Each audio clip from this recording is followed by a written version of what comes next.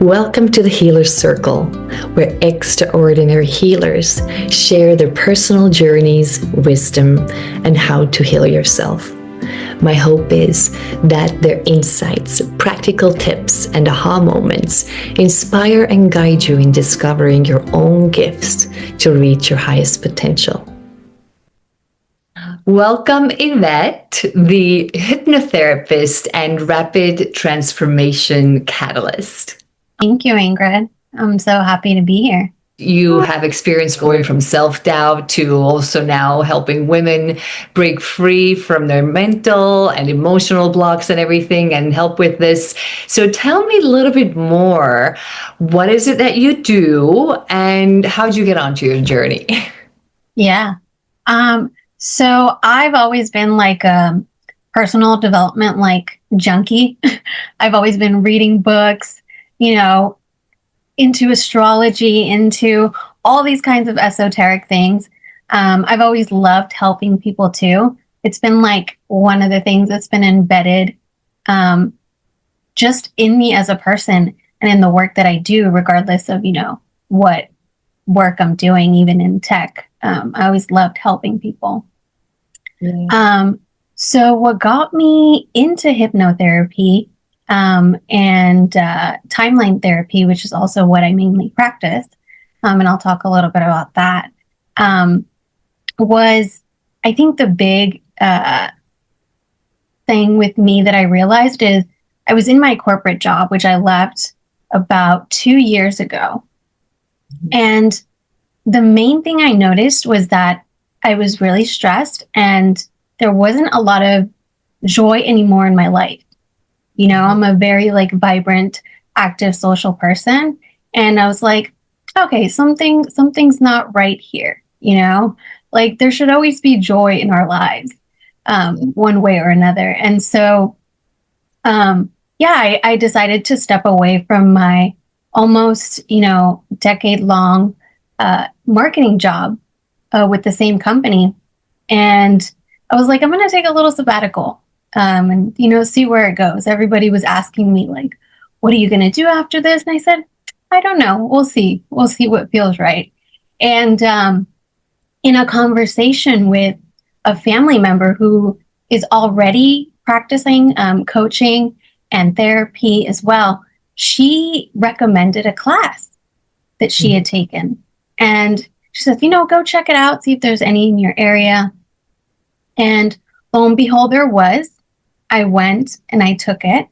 And is this the timeline therapy or is this which one? Yeah, so it was, it's actually called NLP. Okay. Which stands for Neuro-Linguistic Programming. Mm-hmm. And the very first introductory class, I was just mind blown. The exercises were so simple. The way that you were able to break through kind of what you feel is something that's so hard set in you. And for in a second to have you doubting oh, wait, why do I do that? So it was these small little moments and I loved it. And so I continued to take their more advanced classes, which actually I became trained in their main modality, which is called timeline therapy. Mm-hmm. And timeline therapy is basically where and it's more of a visual exercise that you do with clients. But the intention is really just to go back to releasing all these heavy emotions from conscious or unconscious events that we have stored. And the transformation that it actually occurred in me, it was just mind blowing. I was like, this is not possible. How can I feel so relieved in such quick, time frame? So that's how, and part of the process also includes hypnotherapy. So it's kind of combined a little bit together to kind of support each other.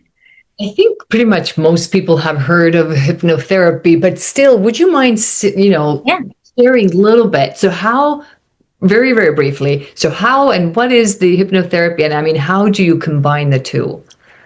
So you could think of timeline therapy as kind of, let's say you're going to do a renovation in your house, right?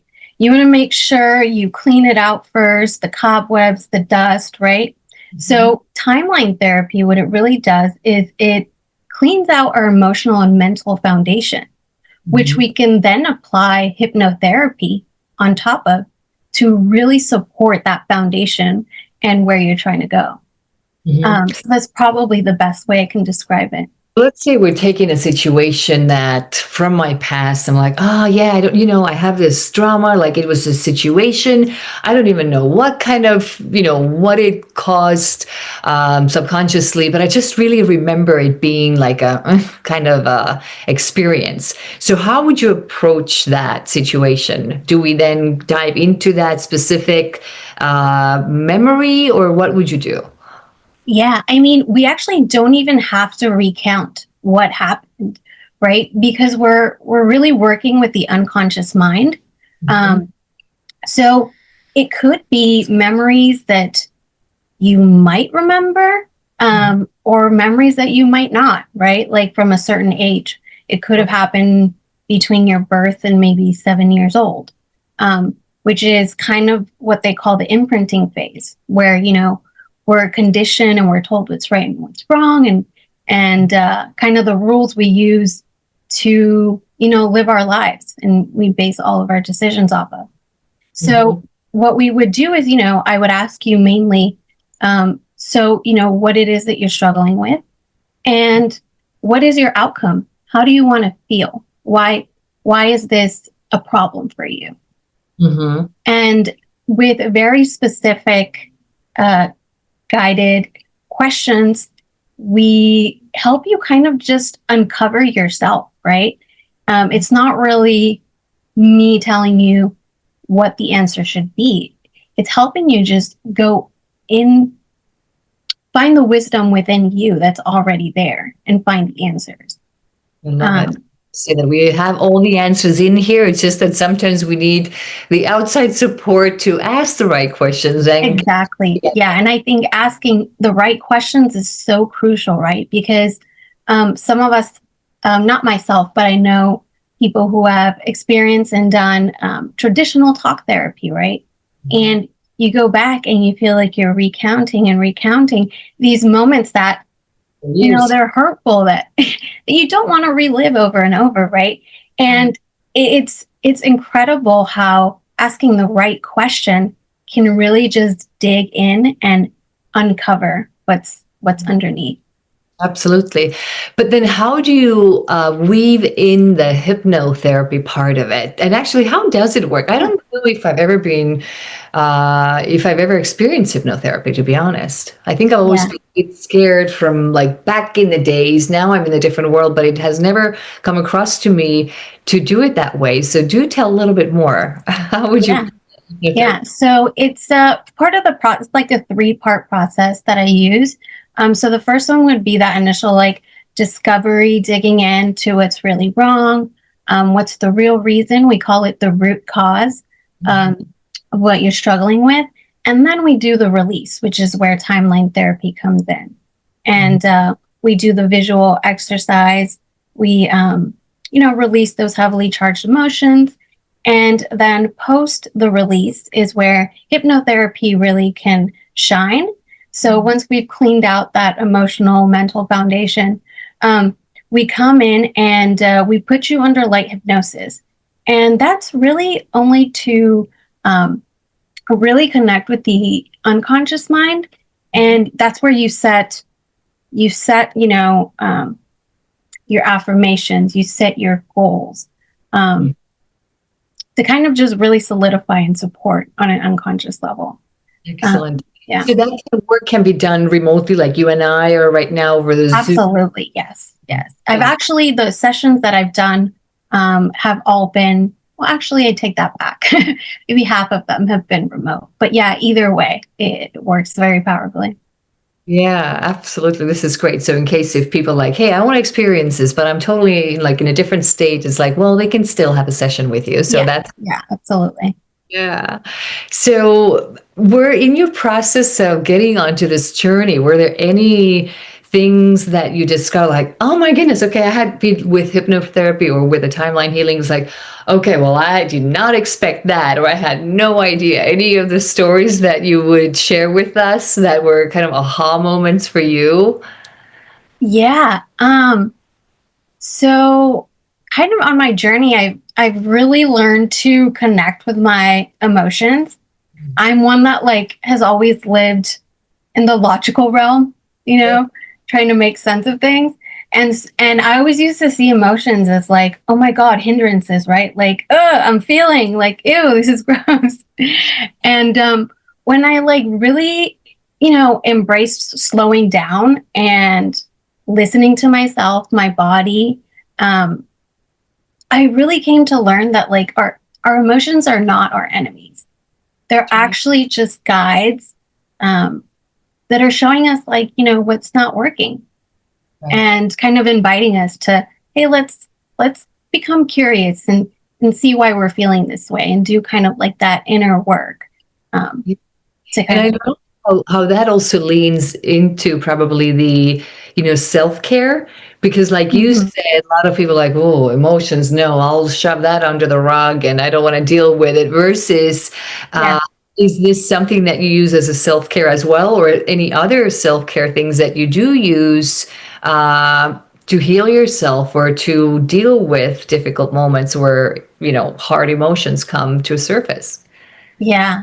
Yeah. It's I would say both the physical and mental practices that I do.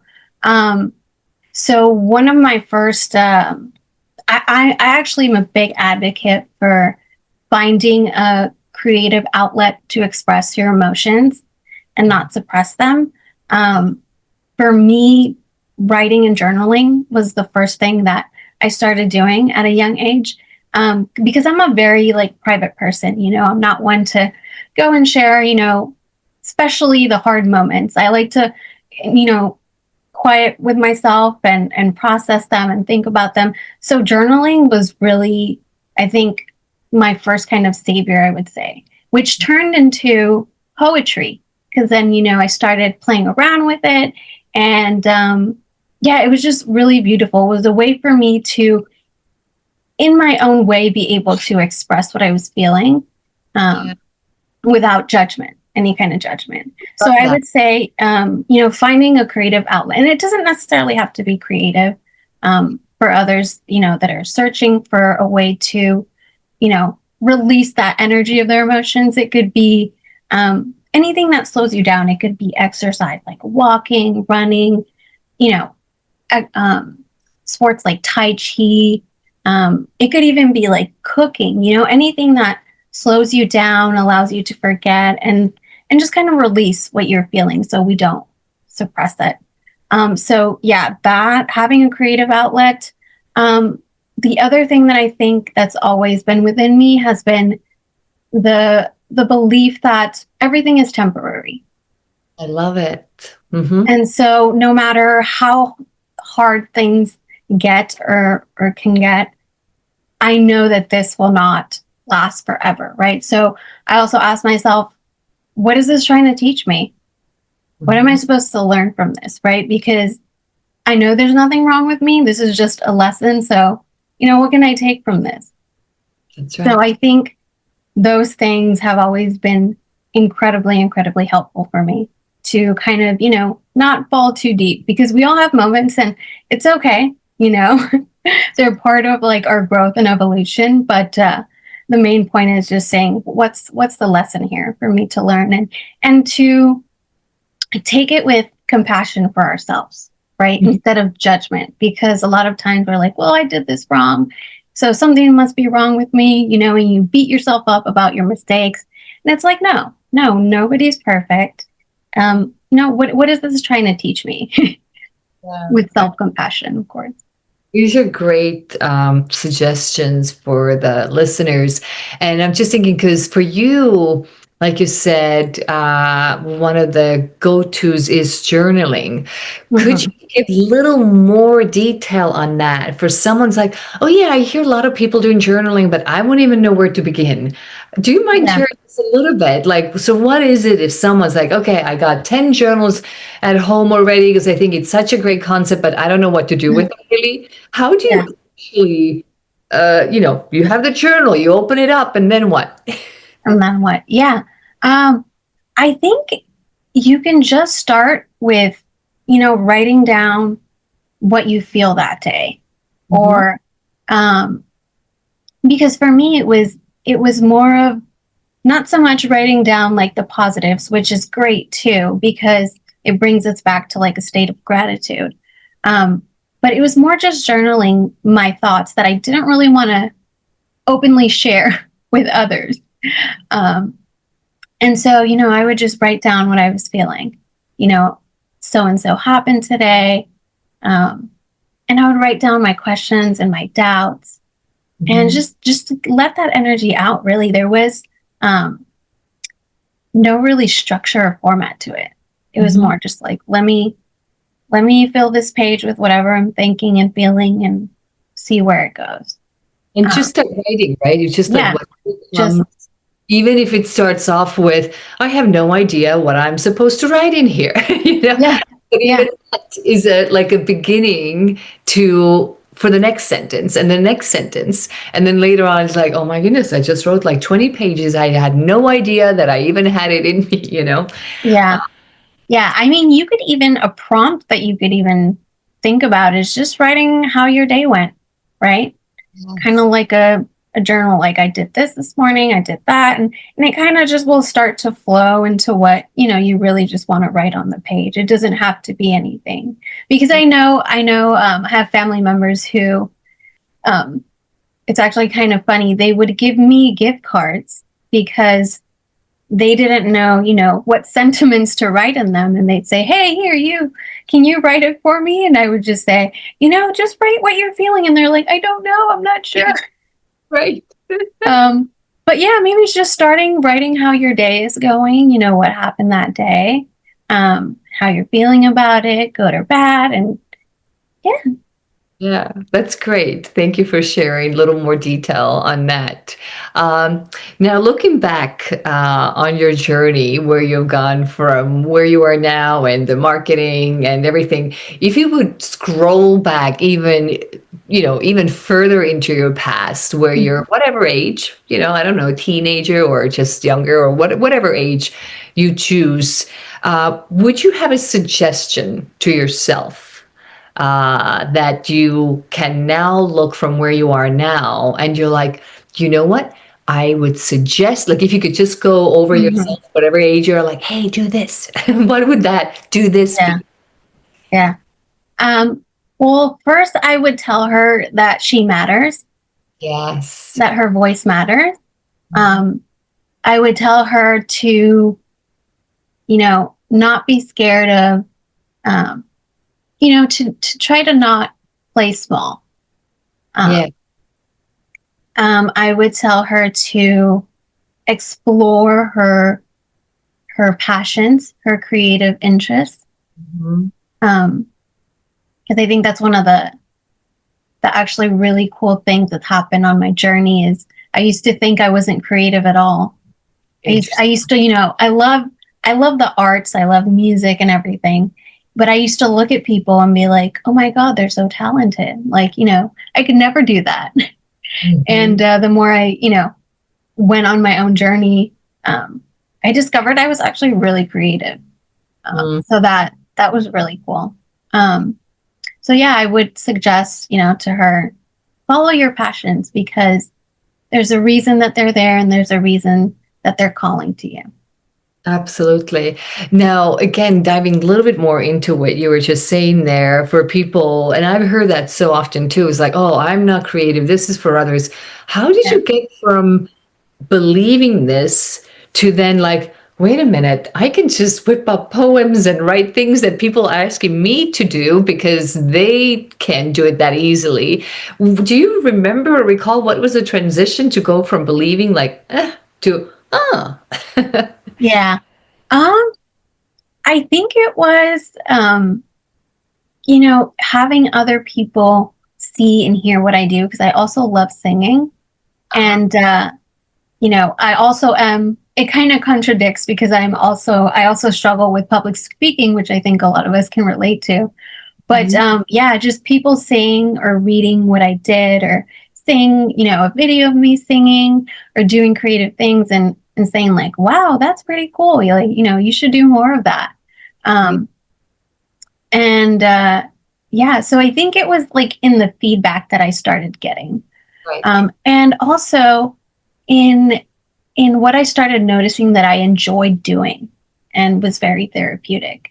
And I noticed a lot of it had to do with things that were very creative, right? So Mhm. writing, singing, um, like I love building and creating things, like solving puzzles.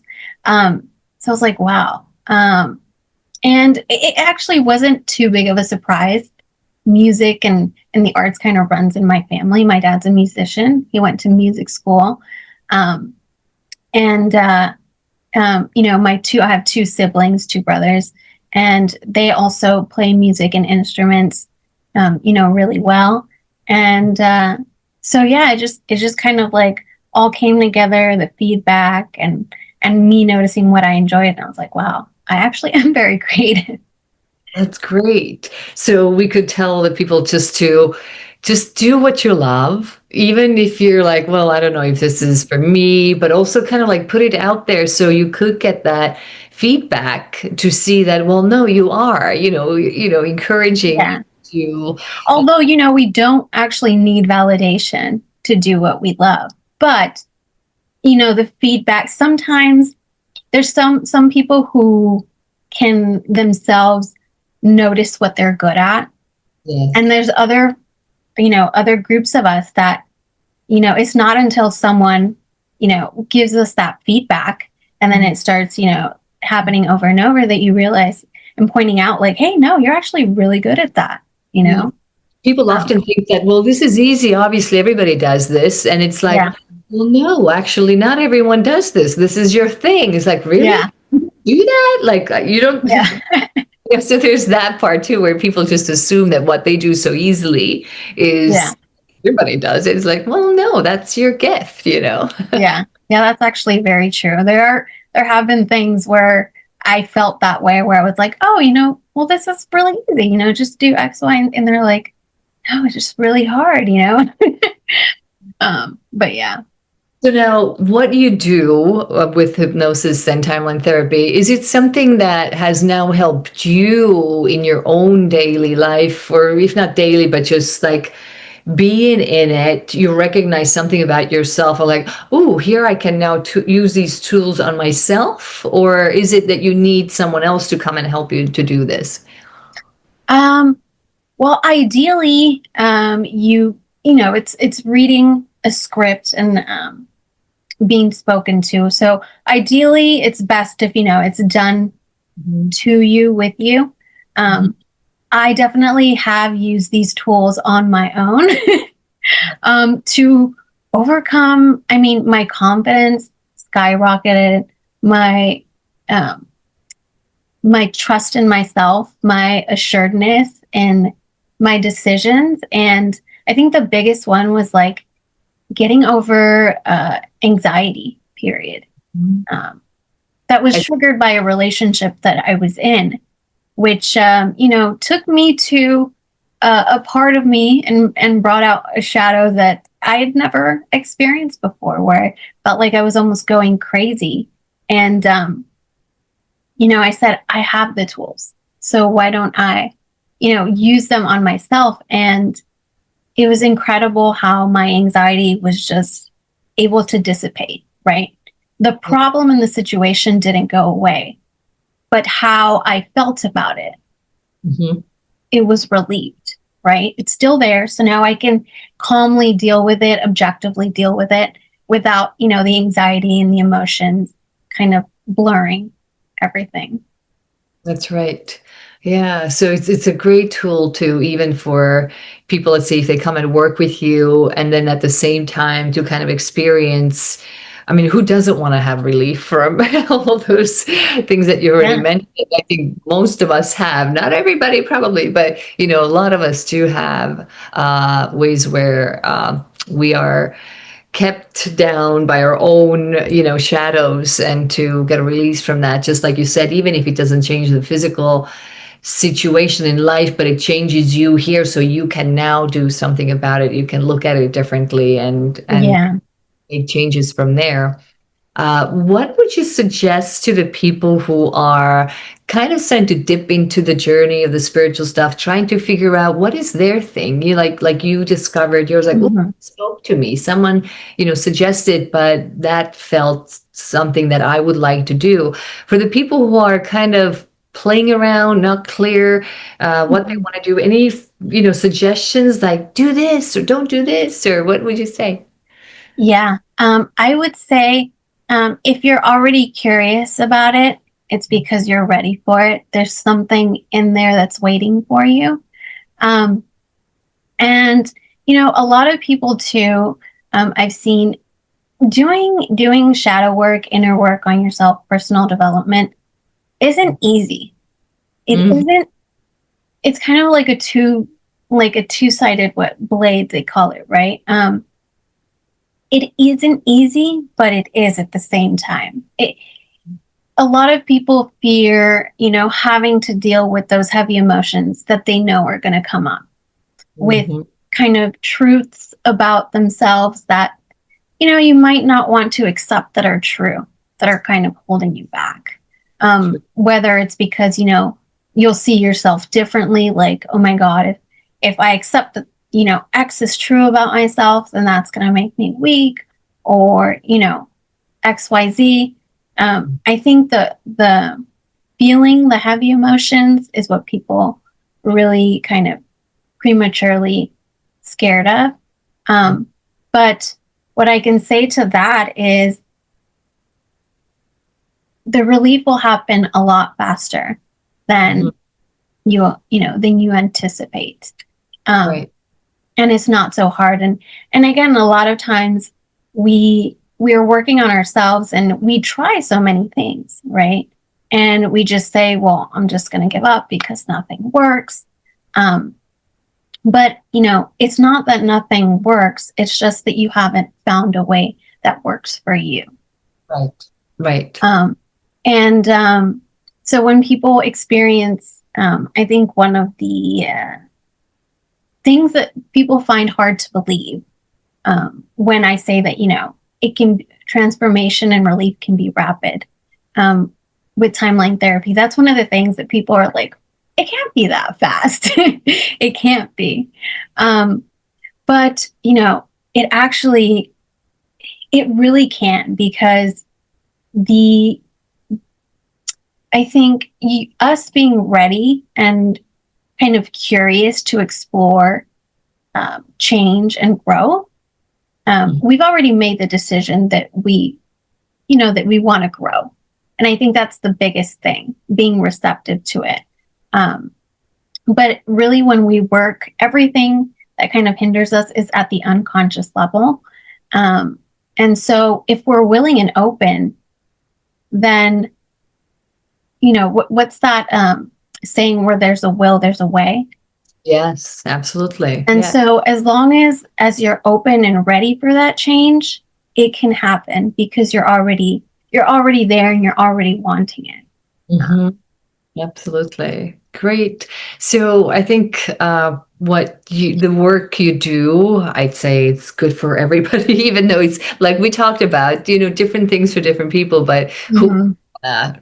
release and deal with their mental and emotional blocks, and then therefore have a more confident and lighter life. So this is something that you could help them too, and we'll put a link on how people can reach out to you if they would like to schedule a session with you or learn more about it. But I'm so grateful, Yvette, that you took the time to meet with me to have this short little chat here to tell people more about what it is is you do, and hear your story, so they would have an idea that you don't have to be born with some sort of crazy gifts and stuff. You could totally start something, getting on your journey after a career of being very not spiritual kind of mindset initially. Yeah. It's still possible if you have interest, if you have the openness to start your path and see what comes. So thank you so much again for joining us here today. Yes, thank you for having me, Ingrid. It was a pleasure. Thank you for joining us. If you are a healer with valuable insights to share, we'd love to hear from you, as together we can inspire, heal, and raise one another. Till we meet again, sending you love, light, and gratitude.